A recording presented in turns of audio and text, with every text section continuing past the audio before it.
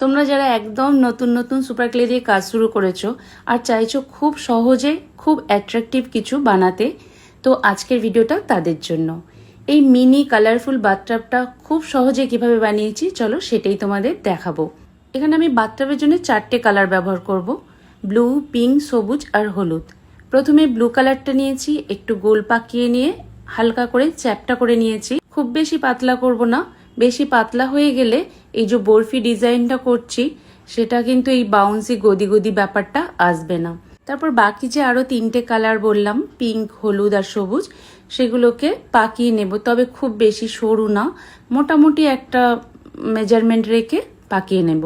তারপর পরপর একটার পর একটা কালারকে আস্তে আস্তে বসিয়ে বসিয়ে ঘিরে দেব বাথটাবটা। এর আগেও আমি একটা বাথটাব বানিয়েছিলাম, সেটা হয়তো তোমরা অনেকে দেখেওছো, আবার অনেকে দেখোনি।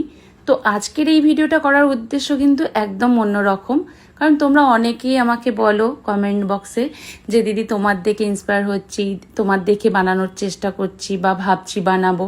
তো আমার ভিডিওটা আজকে করার উদ্দেশ্য ছিল তাদের জন্য।